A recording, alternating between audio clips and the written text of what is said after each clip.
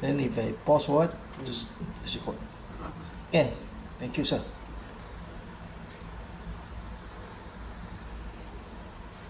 Pause for now.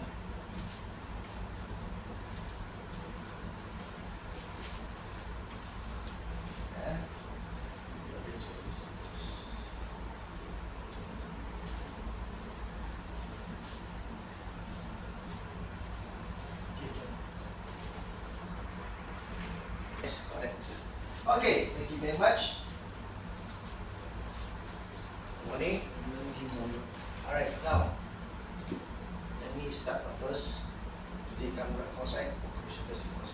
Okay, before I continue, I just want to declare I'm a stroke patient last time. So I'm still recovering. So at times I may have to sit, may sit. So depends. But don't see, sometimes I train to sit. Hey, why I train to sit down? Okay, I have to sit. I write, I'll stand up. Because sitting, I have to pick to write. So I may not be able to stand for too long after of the stroke. So my stroke actually half side, my left side. So sometimes my function of the hand, stroke, the brain will got messed up. So what I have to do is I need to do my own therapy. So I need to walk, I need to practice. You see, it's like relearn whatever we learn from young children. When children we grow, right? They start to walk, start to run. Same thing. When you got stroke, start to back to square one again. So I just want to let you know that sometimes I may have to sit because I'm not be able to stand for too long. And I may wobble. Don't worry if I drop, don't worry. Don't be panic. Hey, some people concerned, I understand. But for me, I can still stand up. Okay. I will be able to stand up. I do to assist me. Just let me on my own, just declare first. Alright, now, before I start off, a short introduction of yourself, your company, why you attended this course. Okay, so I'm Nick Young. I'm from Burberry Industries. So the reason I came because I'm the occupational first aider of my company. Thank you. Yes, sir, Rando? I'm Rando. I'm from Civil Engineering. I attend this course because we opened the Company saya juga. company. Muncul je. Okay, Mr. Kartik. Yeah, my name is Karthik from Glaxo Velco Manufacturing. Glaxo. Glaxo. So, company sent for training.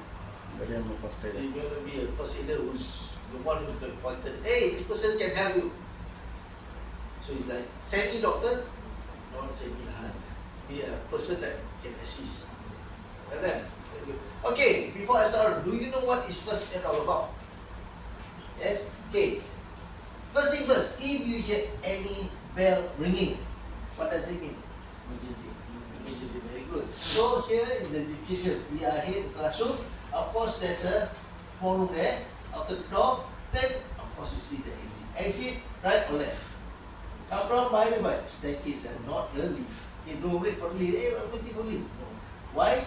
Just in case of emergency, if there's fire, we come down by the staircase. Right?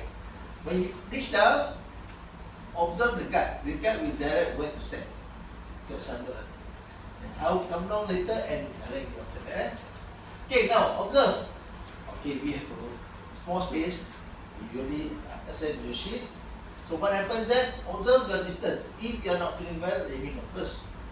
Very important. Okay? Now, of course, you can come in. You can use hand sanitizer because you know after COVID incident or this thing, you want to take care of yourself. And of course, there's a QR code. You may need to scan the QR code. Currently, they do not have, so it's okay. This one, all this QR code is for later evaluation. There's no feedback from it. After you finish the course, then you can do that. Okay, student, if you need even having flu or cough, no mask matter. So we have to protect against each other. No women, so I'm not talking about pregnant. Okay, student, to take temperature. Now here, if you are not feeling well, you have fever, of course, available to take temperature. Now, trade center. Okay, ground rules. Basically, anyone smoker. Good. If smoker, of course, they have to go outside. Outside the building and not inside. Alright. Now, okay, this is the contact number. Okay, inside here lah. Just in case that, alamak, you caught up something outside, okay, unable to come back in time, just give me a call. Or you can give me a call later on and pass my number. Then, of course, you can take photo, when we do some practical for fun of it, it's okay. Yeah, they say you go for to take, depends on the instructor. So for me, I have no problem. Maybe you want to take, hey, our photo, want to show my family, to your working place, you can go on. Okay, are you able to read and write English? Simple English, okay? Because why? At the end of the day, you are a test. This test will be in English. I have some people, suddenly last minute say, I cannot understand English. I got problem. Why I got problem? You cannot understand English, that's mean you're unable to attend the test. Cannot pass, right? So that's why I need to ask first. Unless you really have problem, they will complicate English, so I guess, okay. Some people there is the problem. Cannot converse English. So at the end of the day, what I did, they may get a dictionary. The handphone nowadays can get translation, right? They install it and they write on in their book. So when during the test, they will have to make and compare. That's really difficult. Okay, now assessment. You need to attend at least 75% of the attendance. That means how many days? 2 days. Almost 3 days. Yeah. Of course, in between you have breaks. If you need to go somewhere else, let me know if you come back here. Right? Now, total at least 24 hours. After this, you pass this course, 3 days course, right? You need to attend every break. This is a 2-day course. 2 days course. Occupation first year, right? 2 days or 3 days? 2 days. 2 days. So you attend 2 days. Yeah, Okay. So you refresher. are doing refresher. Yeah, we are refresher. Okay, so the test must do 22 out of 40 questions. Must pass 32 questions, 32 marks. Okay, now you must pass both theory and practical. Practical no is very easy. Theory is the one people got stuck. Not sure, hey, answer correct. What I'm going to do along the way, I'll tell you, hey, take picture. I'm going to take picture, you need to make after that, okay? Yesterday I did a group like that. So I tried what I can remember. I just say, okay, this one important. I can take note lah. Or take photo, take photo lah. Then you can read up later. Okay, first thing. Okay, Occupational First Aid course. Welcome, you're a refresher. You attended before, right? When was that? 2 years. 2 years ago. No, when? Where? Here. No, no, yeah. What is that? Other place. Paya Lebar. Great course. Red Cross. I see. How is that? You know? Pioneer. Pioneer. Okay. What do you think here? Okay. Welcome back here. So you don't know what's the place, Where the makan place, you know what? Yeah. No problem. Okay lah. Kaki here already. Okay. Let's watch a short video before we continue. What first aid?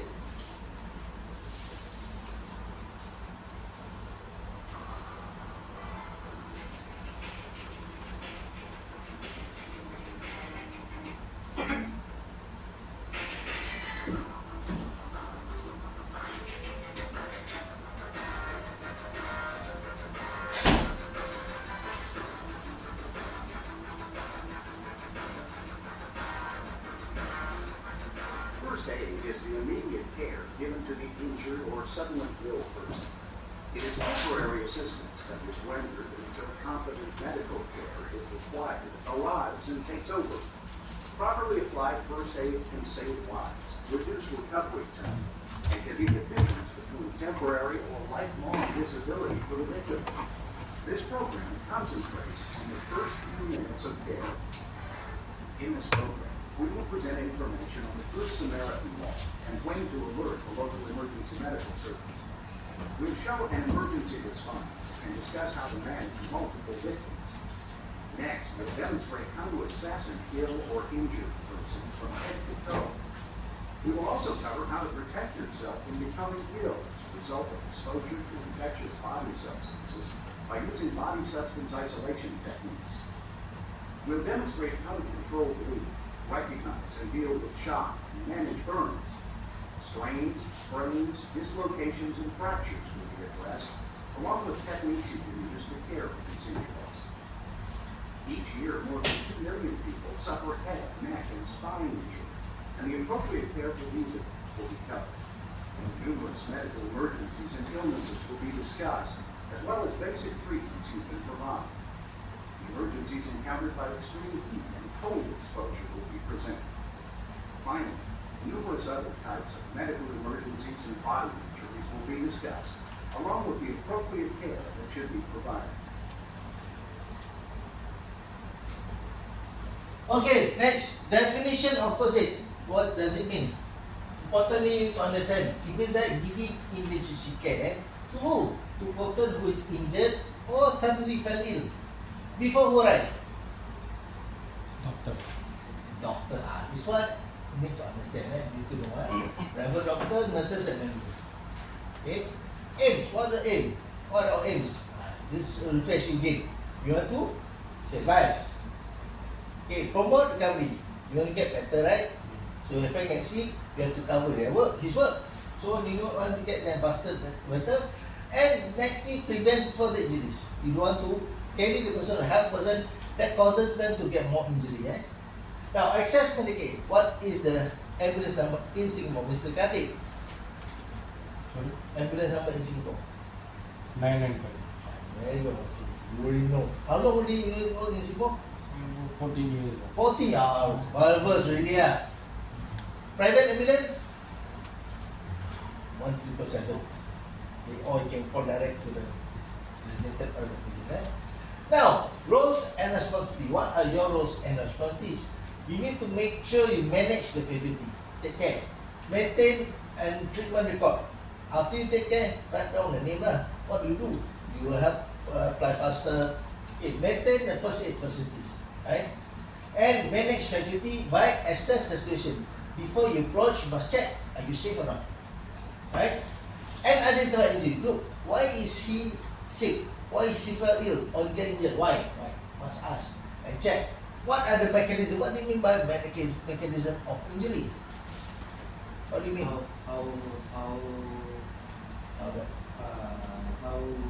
big the injury or small? For example, fall from staircase. You not hold the handrail, right? Fall, drop. So what injury could cause a person to get? Fracture, very good. Yes, that's one mechanism because fall from staircase might get fracture. These are things. Give immediate first action. Okay. Got bleeding. You need to stop it or just leave it? Stop it. Stop it. Very good. Okay, then you need to send to who?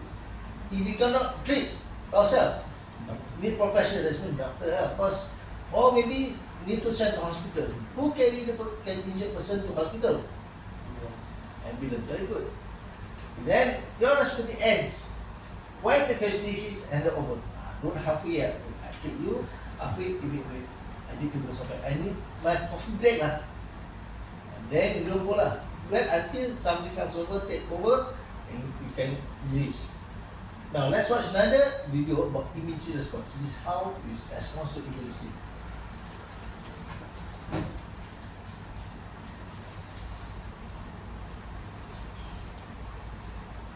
Once you decide to help, you will need to remember 3 words: assess, alert, and attend. First, assess the scene. To assess means to evaluate the scene and make sure it is safe to approach. If it is not safe, or at any time becomes safe. Alright, now importantly you need to know first, primary survey. What does it mean? It means the first initial assessment when you see that person. Before you approach the casualty, what you do first? Check for Danger. this step must remember. Especially when you see later on, this must be performed. Okay, then you find that person is there. 2 things, whether alive or dead, right? Conscious or unconscious. Right? Then you have to check for response. Okay, how you check for response? By shout, by calling them, right? Whether this person alert or not alert. Okay? Then you shout. If let's say is unconscious, you shout, "Hello, are you okay?" Then she responds to you, right? Then you shout what? Get help from other people. You see someone else, can you please call for ambulance, 995, get AED and first aid kit. Very important. Why you need to get first aid kit? Use for Why? First aid kit, why? When you get? We need to Yes, treat definitely. means we need first aid box. First thing first, you need to make sure you protect yourself. What do we have in the first aid box? Hand glove. Very good. You need to have gloves. Yes. Bring glove right here. You have right. The only way to get this from the first aid box. Maybe go to another office or your office get first aid kit. So by the time they take, will take some time, right? Okay. Then what next you want to check? Somebody will have for you to call for ambulance, get first aid kit and AED. Just in case the person need to do CPR, we need to have an AED. Now, do you find an AED in this building? Yes? Where? You right? Okay, see that AED, yes. There's how many can take AED? Of course, check what? The PhD, breathe or not? How you want to check what breathing? How? Huh? How you know this person breathing alive or not? Chest what happen? Right here. Huh? Right up. Yes, there's movement, right? Chest rise up and down, or breathing, right? Good. If let's say, hey, no breathing, I cannot see any movement, so what do you do? Hey, very good. You start with do compression, right? You do CPR, right? Later we'll do CPR again, eh? Now here, universal precaution. Before we start anything, as I said again, you need a glove to protect yourself from any blood-borne germs. That means there's bacteria, disease. You do not know this person having HIV or not. You dare to touch a person who have HIV. You may be afraid, right? Actually, if there's no opening of blood opening wound, you will nothing. Apa lah? You can touch, no problem. You can shake hand with the person. Okay. Of course, you need to consider your safety. Okay.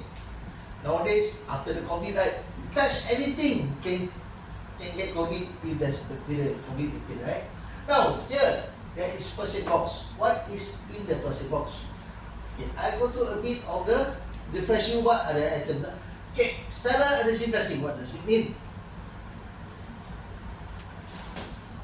Sterile adhesive dressing. What is adhesive? Plaster lah, simple, right? So plaster inside first aid box. Plaster always went missing. Why? Every time went missing. Why? Yeah, small cup people like to keep, right? How much you buy outside in the shop?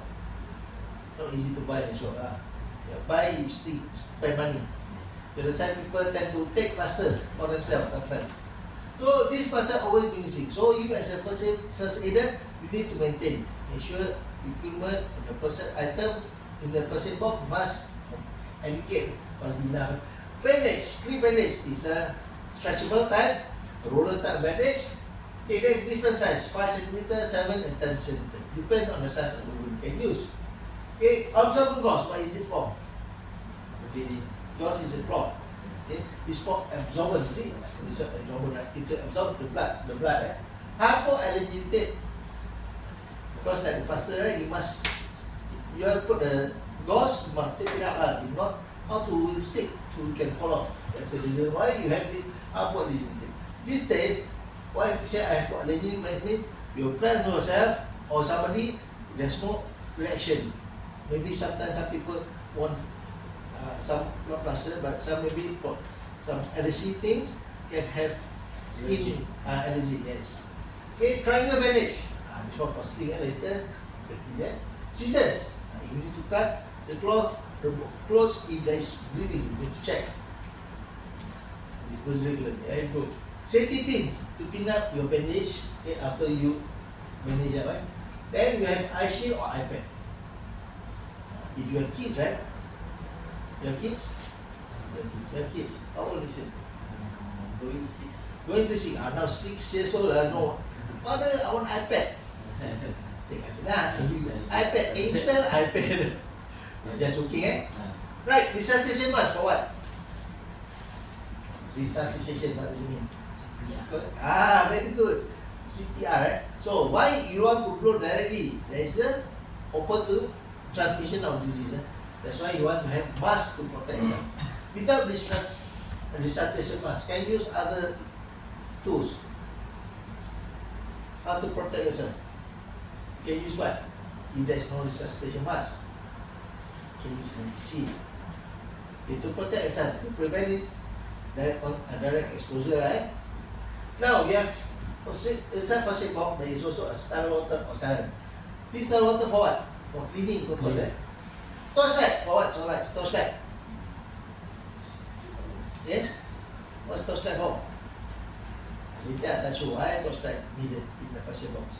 Not the torchlight to see at night, no. It's for tricking the pupils, correct? Now, next we talk on the regulation in the factory for first aid.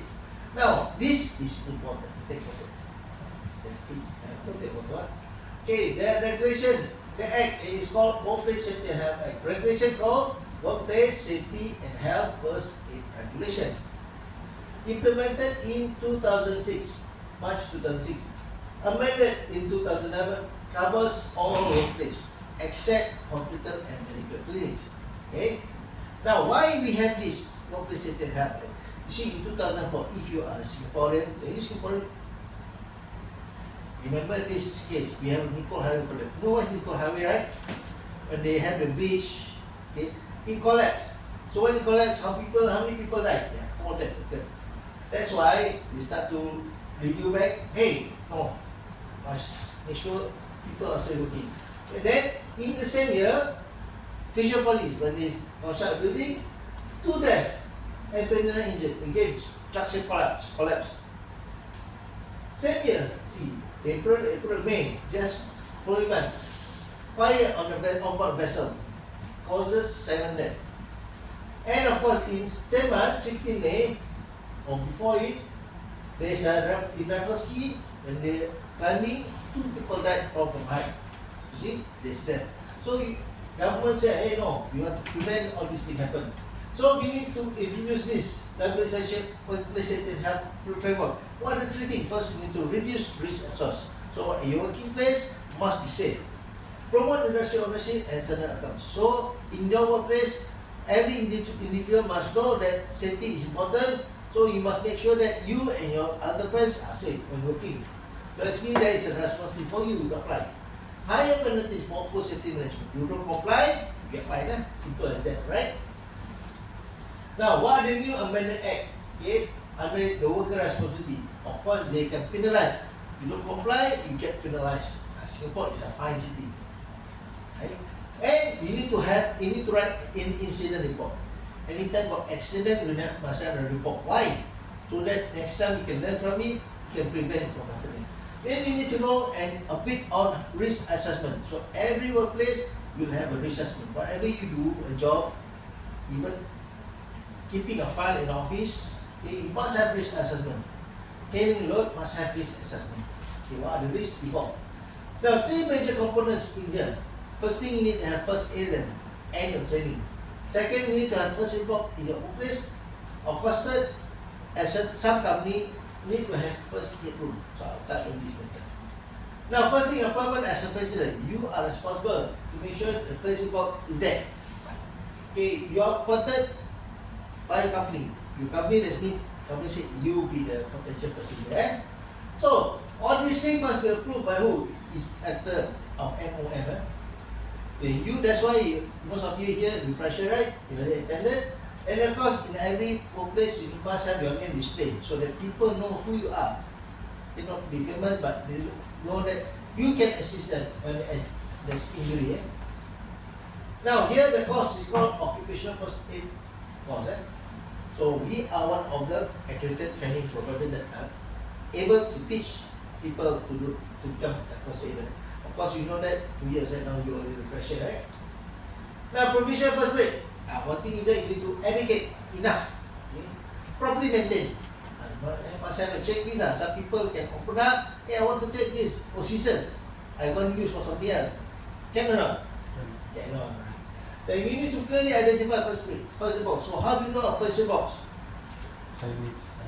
Yeah, you can see there. A sign, a cross sign. Sometimes some countries have crescent, you know crescent, right? Some countries, for example, Malaysia, Arabic, they have crescent, not cross. It's religious matter. This one I will not touch on. Just for knowledge. Okay, you need to understand a person appointed by the occupational workplace. It means you are a person who is any accident, you will be called to help, right? Nothing except appliances or activities for first aid shall be kept in first room. What does that mean? Just I told you about the bandage or this thing, right? You cannot have a Panadol or any medication. This is not allowed for you. You are not a doctor, so you don't have to prescribe. Now, first aid room. This one take photo. Okay, factories with more than 500 personnel shall have maintained first aid room. Okay, so how many people need to have the first aid room? Then go 500, eh? Okay, multinational. Okay, enough to have a bed. Okay, so the lightings must be automatically on. If power blackout, it's still on. So that you need to attend person, that's lights.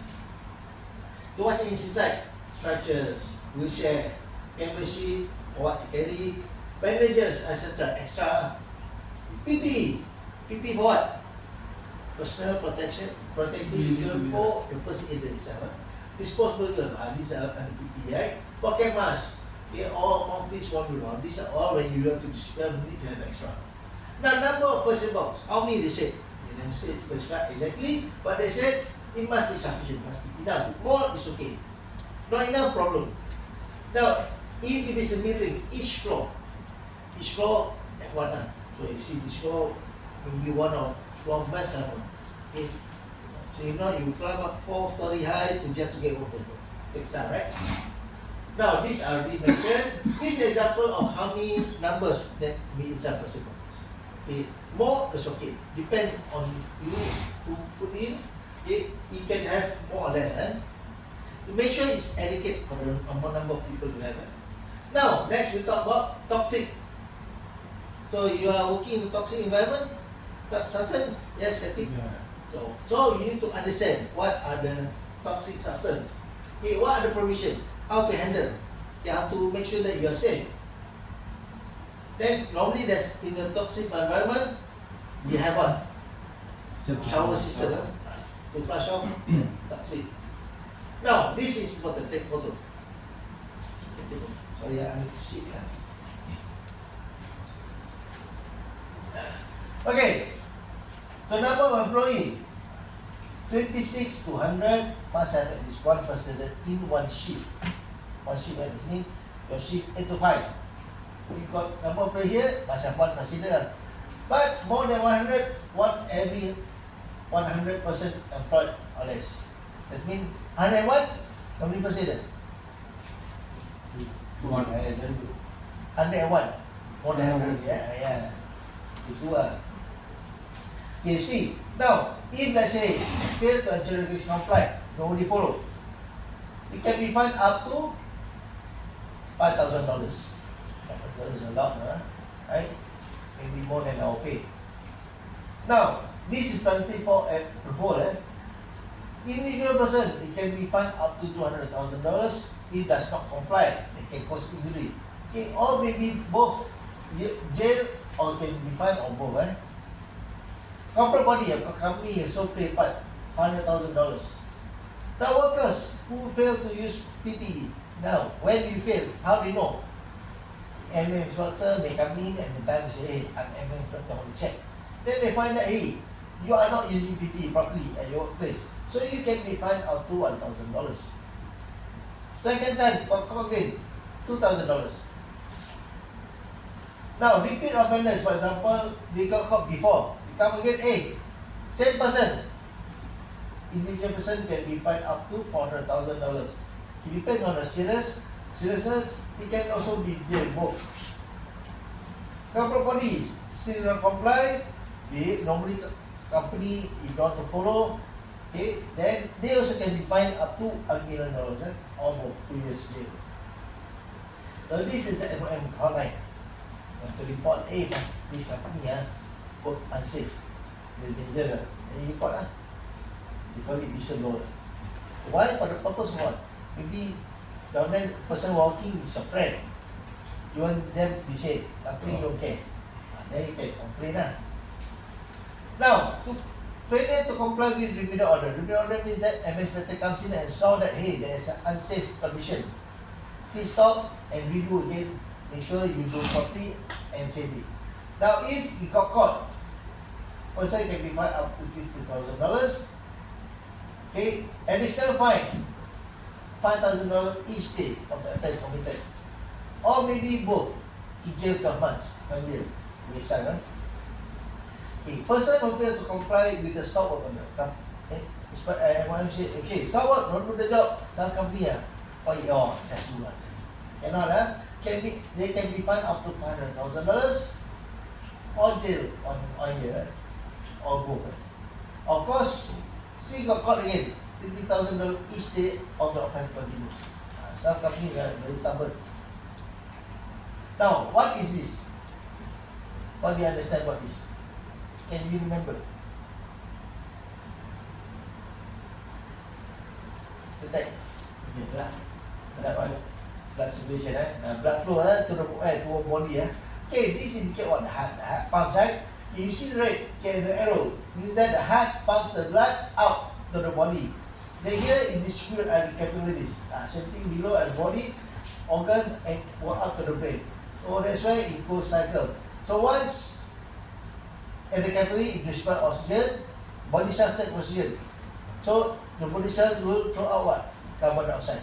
So the blood still carry carbon dioxide. Whatever they give out, they take back. So it turns into blue. Indicate that this deoxygenates the blood. So when it goes back into the heart. Okay, then the heart will pump back again. It will force out to the lung. That's why the gas exchange, right? And that's the cycle. That's why they call it circulatory system. Circulation. Circulate around your body. Then the way else. There's no replace from outside. So you get inside or within your body. Okay, let's watch another video about bleeding emergencies.